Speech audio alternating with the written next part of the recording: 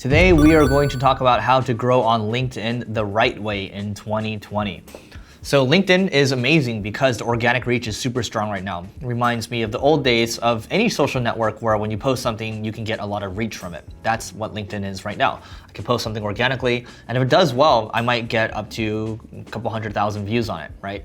Depending on how big my audience size is. When I think about LinkedIn, the easiest thing you can do is you can write something that is very practical and you break it out in spaces, right? So you can be like, you know, these are the top 5 tips for SDRs or for SaaS companies or for designers, the top marketing trends or whatever. And then you break it out into 5 things, and you can also ask in the comments. You can just say, hey, leave a comment if you feel like I'm missing something, or if you have thoughts on if you agree or disagree, to get people to engage in the comments, right? If you're writing something, ideally what you can do is you can get a couple of friends, and I have a lot of friends that text me all the time, and they send me the LinkedIn link, and then I'll just like it and I'll leave a comment. The little initial boost, it helps a lot, right? If you have a team, get your team, maybe a couple of team members to help with that. That helps.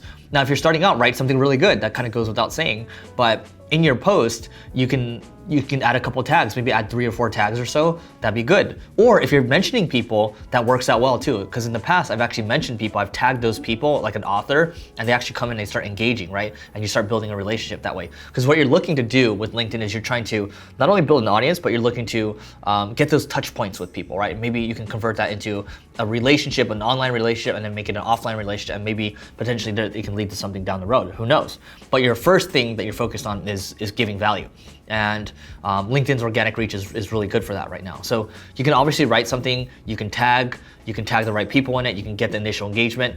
And when people are leaving comments, it kind of goes without saying, but people don't do this right now. Like even when I look at some of the work that when we post to social media, we're not necessarily responding to comments in a timely manner. But when we do, the reach goes up quite a bit because you're engaging with people and they're engaging back, and then more views are going on it. So it's a good cycle that's kind of repeating itself, right?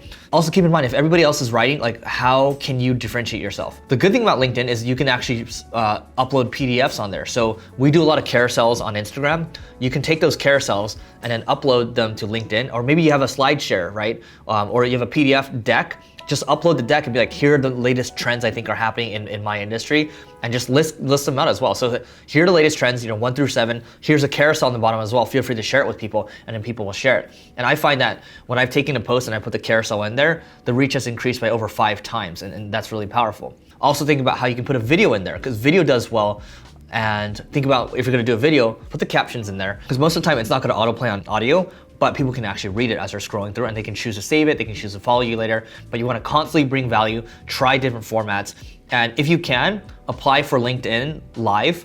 Go live. Whenever we go live, let's say I'm recording a live podcast for Marketing School, which is one of the podcasts that I do. If we go live, we're not only recording for the podcast, we're recording for the video. It goes live too. So we're kind of almost triple dipping here, because we're doing video, we're doing a podcast, and it's going live to my LinkedIn audience, and people are engaging, and we're actually answering people's questions as we do it. And that goes a long way to fostering a really strong community. If you're looking to post a link inside of LinkedIn, put it in your first comment. Don't put it in the actual post, because that's gonna decrease your reach by a lot. Again, reach is the name of the game right now. And I would say kind of what I've talked about with the live, you wanna go omni-channel. So with Instagram, we carry it over to LinkedIn.